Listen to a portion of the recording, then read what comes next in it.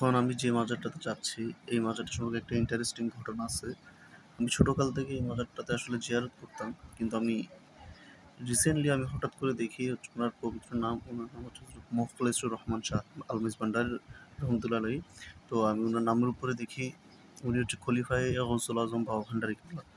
অর্থাৎ আমাদের গৌসুল আজম হযরত সৈয়দ গোলামুর রহমান প্রকাশ বাবা ভান্ডারী কিবলা রাদিয়াল্লাহু তাআলা আনহুর একজন অন্যতম খলিফা ছিলেন হযরত শাহ মুখলেসুর রহমান শাহ আলমিস ভান্ডারী রাদিয়াল্লাহু তাআলা আনহু। ওনার এই মাজারটা আলমদার পাড়া পটিয়াতে অবস্থিত। তো আমি আপনাদেরকে এটা দেখাচ্ছি। এবং সবচেয়ে ইন্টারেস্টিং বিষয় হচ্ছে এই মাজারটাতে যখন আপনি জিয়ারত করতে ঢুকবেন, বাবা ভান্ডারী কিবলার রওজায় যে একটা খুশবু আপনি পান, এটা এখানে আপনি আপনি এটা ফিল করতে পারবেন, আপনি গেলেই বুঝতে পারবেন। এবং আমার প্রথম ভিডিওতেই যে আমি এত বড় একজন মহান আউলিয়াকে দিয়ে করতে পারছি, এটা আসলে আমি শুকর আল্লাহর কাছে।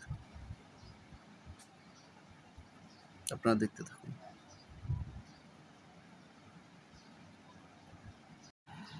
দেখতে থাকুন।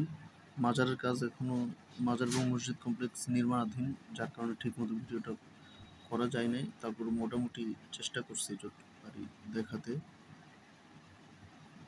এখানে এই যে দুইটা ছোট ছোট কবর, এটা ছিল মূলত ওনার খাদেম। কাজ যেহেতু নির্মাণাধীন, তাই ঠিকমতো ভিডিও করতে পারিনি আর কি। ধন্যবাদ সবাইকে।